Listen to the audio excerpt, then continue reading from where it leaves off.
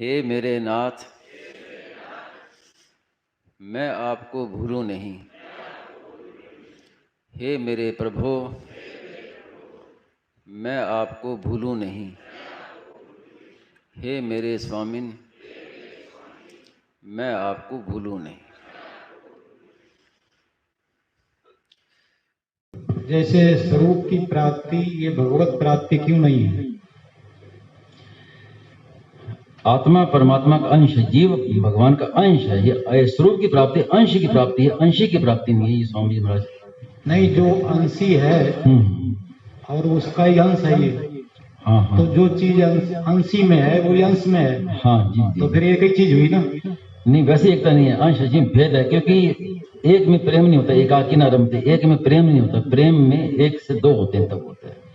देखिए, ये संक्षेप में कहें तो जब दो से एक होते हैं तब मुक्ति होती है, और मुक्ति के बाद जब एक से दो होते हैं तो प्रेम होता है। और वो जो प्रेम है वो एक से दो होने पर भी है वो एक ही है। मैंने पिछले किसी कार्यक्रम में कहा था कि जितनी भी संख्या है ना, 1 2 3 4, ये संख्या मुक्ति से पहले की है। मुक्त होने के बाद संख्या नहीं रहती है। अनेक है तो भी एक है, और एक है तो भी अनेक है।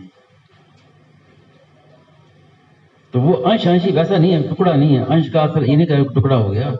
एक होते हुए भी एक से दो हुए हैं वो, तो जब एक से दो हुए तो वो एक ही रहे वो। और प्रेम दो में होता है, एक में नहीं होता। एक प्रेम और प्रेमास्पद प्रेम की लीला के लिए तो भगवान एक से दो हुए, एकाकी न रमते। एक को हम बहुत श्याम। किसको? अचिंत्य ध्यान जो चुप साधन है, ये साधन है। ये साधन सबके लिए उपयोगी है, चाहे भक्ति योग हो चाहे ज्ञान योगी कर्मी हो। जैसा भाव होगा, जैसा लक्ष्य होगा, जो मुक्ति जाएगा उसकी मुक्ति हो जाएगी, जो भक्ति जाएगा उसको भक्ति प्राप्त हो जाएगी। जहां तक कि जो दर्शन चाहता है भगवान को, उसको दर्शन ही हो जाएंगे। एक तो चुप होना, कुछ भी चिंतन ना करना। उसमें चिंतन करने से पहले जो बात है ना, ये विषय दूसरा हो गया, थोड़ा ज्यादा विस्तार हो जाएगा। संक्षेप में ये बात है कि एक तो चुप होना क्या है कि आत्मसंस्थम मनः कृत्वा न किंचित भी चिंतित। पहले विचार कर ले कि सर्वत्र एक ही परमात्मा है, सर्व जगह परिपूर्ण एक सत्ता मात्र है। मेरे भीतर भी वही है, बाहर भी वही है, उस सत्ता के सिवाय कुछ भी नहीं है। ऐसा विचार करके उसके बाद फिर अचिंत्य हो जाए, चुप हो जाए, तो मुक्ति की हो जाएगी प्राप्ति। और भगवान खड़े हैं और मैं उनके चरणों में बैठा हूं, ऐसा कर विचार करके और फिर चुप हो जाए तो भक्ति की प्राप्ति हो जाएगी। तो साधक का उद्देश्य क्या है? जैसा उद्देश्य है वो चुप साधन सब कुछ सिद्ध करने वाला है। चुप साधन है वो जैसा साधक चाहेगा वैसे उसका हो जाएगा। दर्शन चाहेगा दर्शन हो जाएंगे, भक्ति चाहेगा भक्ति हो जाएगी, जैसा चाहेगा वैसा हो जाएगा।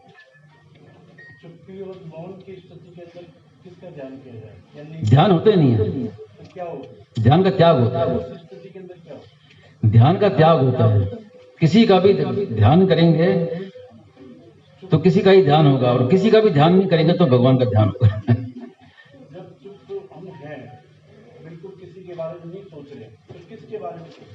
किसी के बारे में नहीं सोचना। ये तो आप हमें चुप साधन आपने समझा नहीं है, इसको आप शुरू से समझिए।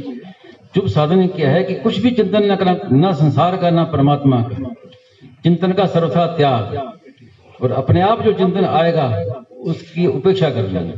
संक्षेप में ये है चुप साधन। अपनी ओर से जो अचिंत हो गए, मतलब ना तो संसार का ध्यान करना है ना भगवान का ध्यान करना है, किसी का ध्यान नहीं करना, ध्यान का त्याग करना है। उसके बाद क्या होगा कि अपने आप पुराने जो संस्कार हैं उन संस्कारों से अपने आप फिर वो कई विचार आएंगे। जैसे गेट खोलता है तो उसमें कूड़ा बाहर निकलता है, तो पहले का कूड़ा उसे बाहर निकलेगा, तो उसकी उपेक्षा करनी है। ना राग करना, ना द्वेष करना। अच्छे विचार आए ये भी नहीं रखना, बुरे विचार ना आए ये भी नहीं रखना, चले जाए ये भी नहीं रखना, उपेक्षा करनी है। ऐसा करने से धीरे धीरे फिर वो चुप साधन पकड़ में आ जाता है। तो वो ये हाँ हाँ, सबके हृदय में ईश्वर है, तो ये स्वरूप की तरफ संकेत है क्या? नहीं, स्वरूप की तरफ नहीं है, ये तो स्थूल दृष्टि से कहा है कि सबके भीतर विराजमान। हाँ, सर्वभूतों की भीतर बैठा हूँ। ये अलग अलग ये उस दृष्टि से, स्थूल दृष्टि से। नहीं, फिर वो स्वरूप अलग है, ये ईश्वर जो इस हाँ हाँ, स्वरूप अलग है, स्वरूप अलग है। हृदय देश में विराजमान हूँ, वो अलग बात है, वो अलग बात है। ये अलग बात है। तो सत्ता दो, स्वरूप नहीं, सत्ता दो नहीं, एक सत्ता। ये मैंने कहा ना कि एक ही अनेक रूपों से है। जैसे वो उदाहरण देते हैं कि आकाश में भाप है, वो भी पानी है, बूंदे हैं, वो भी जल है, तालाब है, वो भी जल है, तो जल के कई रूप हैं, तो वो सब रूपों में एक ही है। कहने के ढंग अलग अलग है, समझाने की दृष्टि अलग अलग है। जैसे स्वरूप की स्थिति साधकों की दृष्टि से वो अलग हो। साधक मैं हूँ, जो अपनी सत्ता मानता है कि मैं हूँ, हाँ जी, स्वरूप वो है। जैसे हमारा शरीर बचपन से लेकर अब तक शरीर पूरा बदल गया, शरीर बदलने पर भी मैं वही हूँ जो बचपन में था। हाँ। तो ये है अपने स्वरूप की तरफ दृष्टि। और ईश्वर हृदय में स्थित है, वो स्थूल रूप से कहा है, ईश्वर सबके हृदय में स्थित है। तो उसी स्वरूप को ही बताया गया। सबको भगवान ने इस दृष्टि से कहा है कि मैं सबको प्राप्त हूँ, सबके हृदय में। भगवान तो सर्वव्यापी, हृदय से बाहर भी है, हृदय से अंदर भी है, शरीर के बाहर भी, शरीर के भीतर भी है। तो वो साधक के लिए कहा है कि मैं सबके भीतर विराजमान हूं, कि मुझे ढूंढने के लिए कहीं जाने की जरूरत नहीं है, मैं तुम्हारे भीतर ही बैठा हूं।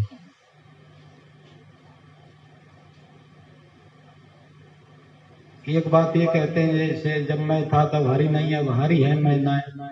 हाँ, तो वो जो स्वरूप के हाँ हाँ है क्या? हाँ हाँ, वो ये भक्ति है, ये भक्ति है जो मुक्ति के बाद की, मतलब एक होकर भी दो हो गए, तो उसमें ये बात है कि मैंपन में जैसे अपरा प्रकृति है, मैंपन नहीं रहा। मैंपन पूरा जो मतलब अपरा प्रकृति का पूरा निषेध हो गया, जड़ता का। हाँ, मैंपन मिट गया पूरा सर्वथा। मैं स्वरूप की जगह पे परमात्मा क्यों नहीं है, मेरा संशय ये है। स्वरूप की जगह ही परमात्मा है वास्तव में। वो मैंने अब कहा ना, आपने वो बात को पकड़ा नहीं है कि वो एक होकर फिर दो हुए हैं, तो एक ही है वास्तव में, परमात्मा ही है वास्तव में, परमात्मा के सिवाय दूसरा कोई है ही मैंपन खत्म हो गया तो सत्ता एक ही है। हाँ जी, लेकिन सिद्धांत ये है कि सत्ता एक है, दो नहीं, सत्ता दो नहीं हो सकती, सत्ता एक ही है। लेकिन प्रेम के लिए वो सत्ता ही दो रूप से कही जाती है। जैसे ममे वांशो जीव लोके जीव भूता सनातना, ये जीव मेरा सनातन अंश है, तो सदा से मेरा अंश है, तो अंश कहा ना, तो उसका मतलब ये नहीं कि मेरे से अलग हो गया। वो प्रेम के लिए दो है, क्योंकि दो हुए बिना प्रेम नहीं होगा। वो जो प्रतिष्ठित वर्धमान प्रेम जो चरम लक्ष्य है हमारे मनुष्य जीवन का, वो दो के बिना होगा नहीं। तो मुक्त होता है तो पहले मुक्ति होती है जिसमें वो एक हो जाते हैं, सत्ता एक ही रहती है। फिर एक ही सत्ता में प्रेम के लिए दो होते हैं। वो दो होने पर भी हमारी कहने में वो दो आ रहे हैं, वास्तव में वो एक ही हैं।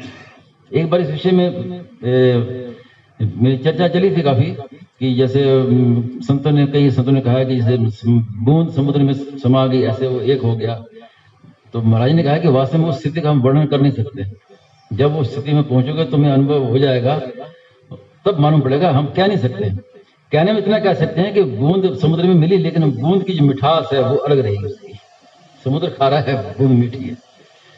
तो वास्तव में स्वामी जी जो इस बात को नहीं मानते थे कि सरसा मिल गया, महाराज ने कहा कि नहीं, सरसा मिल गया तो भी वो दो रहेंगे, प्रेम के लिए दो रहेंगे।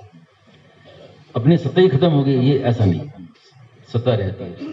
शरणानंद जी महाराज की मैंने बात पढ़ी थी। जी जी, बोले आत्मा परमात्मा की स्वरूप की एकता है, गुणों की भिन्नता है, गुणों की भिन्नता है।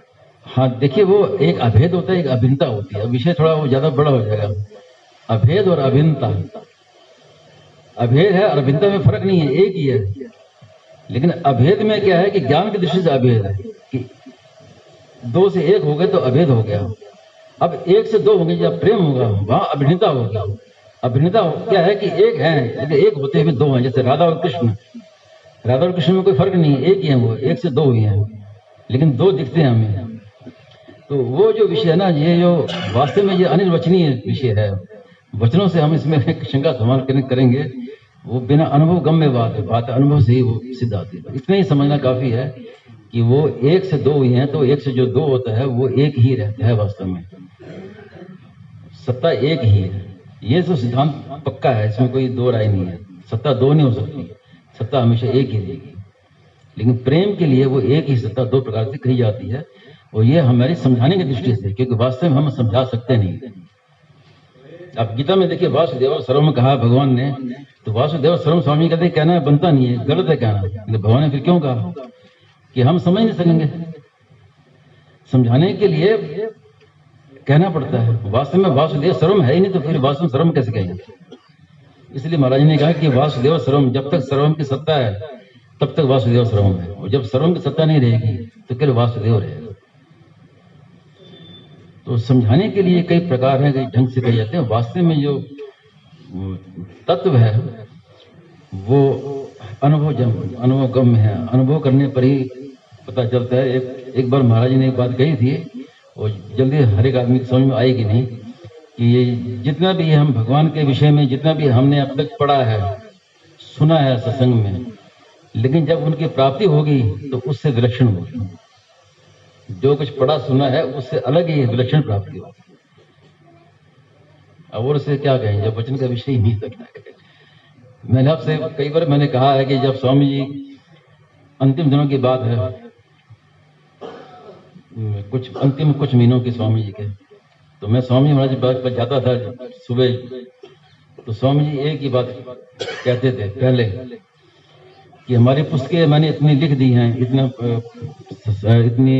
सत्संग में किया है, पुस्तकें लिखी है, सब कुछ जितना हम भगवान के नजदीक पहुंच सकते हैं उतना कोई पहुंचा नहीं है। वचनों के द्वारा, पुस्तकों के द्वारा, वचनों के द्वारा जितना परमात्मा के नजदीक हम पहुंचे हैं उतना कोई पहुंचा नहीं है। लेकिन फिर भी एक कमी रह गई है, कि जो कहते हैं कि प्रेम है वो प्रतिक्षण वर्धमान प्रेम है, वो वास्तव में उसमें प्रतिक्षण वर्धमानता क्या है? प्रतिक्षण वर्धमान, अब बढ़ रहा है, अब उसका अंत नहीं है, कब तक बढ़ेगा? तो वो जो वर्धमानता है वो क्या है? वो हमारी पुस्तकों में अभी तक आई नहीं, और ना मेरे कहने में आई। तो उसको अब कैसे लिखें, ये करना। तो ये विचार चला। वो प्राय ऐसे होता था कि 3 बजे तो महाराज जी का पक्का नियम था, 3 बजे से 1 मिनट के ऊपर नीचे हो तो महाराज जी तुरंत कहते कि आए क्यों नहीं, क्या बात है। लेकिन जाके मैं बैठता था और स्वामी जी चुप बैठे हैं, कोई बात नहीं। कुछ स्वामी जी ना कुछ स्वामी जी बोलते थे, और मैं भी क्या बोलूं, 20 मिनट 25 मिनट चुप करके बैठे रहे। महाराज जी कहते जाओ लिखो अपने जाके। तो उसमें बाद में महाराज ने एक बात कही, फिर महाराज ने कहा कि वो बात मेरी पकड़ में आ गई है, जिसकी हम खोज कर रहे थे कि प्रतिक्षण वर्तमानता क्या है, वो मेरे भीतर आ गई है। लेकिन मैं कहूं कैसे, मुझे वचन नहीं मिल रहे, मैं कह नहीं पा रहा उसको, लिखना तो दूर रहा, मैं कहूं कैसे? ये महाराज जी बार बार कहते थे कि मन में तो आ गई है, लेकिन अब वो कहूं कैसे, मैं बताऊं कैसे? तो नहीं कह सके, वो विषय रह गया। इतना जरूर पहले एक बात कही थी प्रतिक्षण वर्तमानता के विषय में, कि जब प्रेमी जो है अपनी तरफ देखता है तो मैं भगवान को, भगवान मेरे, ये भाव पैदा होता है। और जब भगवान की तरफ देखता है तो एक भगवान के सिवाय कुछ भी नहीं। इन दोनों को मिलके प्रेम प्रतिक्षण वर्तमान होता है। तो ऐसे कई बातें। अब प्रेम बढ़ा हुआ, दर्शन का महत्व नहीं, प्रेम का महत्व। जी हाँ,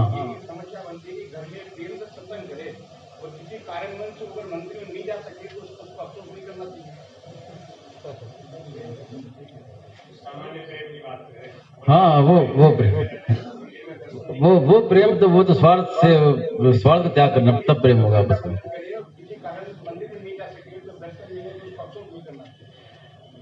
प्रेम रखे, घर में प्रेम रखे। अपना प्रेम का खास बात है कि किसी से कुछ चाहे नहीं और सेवा कर दे, तो घर में सबसे प्रेम बना रहेगा। भगवान के भैया भजन है, भगवान का भजन है। आप पंचामृत पढ़िए, पंचामृत है ना।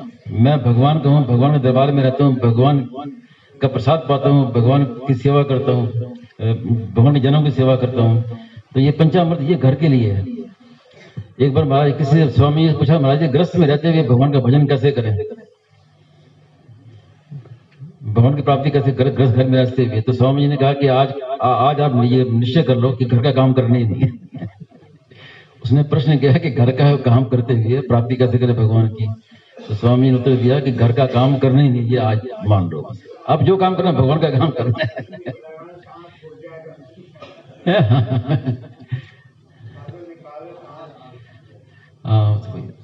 घर में प्रेम तो तब होगा कि आप स्वार्थ का त्याग करके दूसरे की सेवा करे तो प्रेम होगा। जहां स्वार्थ आया वहां खटपट शुरू हो जाएगी। एक स्वामी जी एक प्रश्न है, अभी प्रसंग में बात आई, महाराज ने बताया, स्वामी जी ने, दुख देने वाला कोई नहीं। अगर हम समीक्षा करेंगे तो हमारी ही भूल निकलेगी। भूल को तो हम सुधार भी सकते हैं।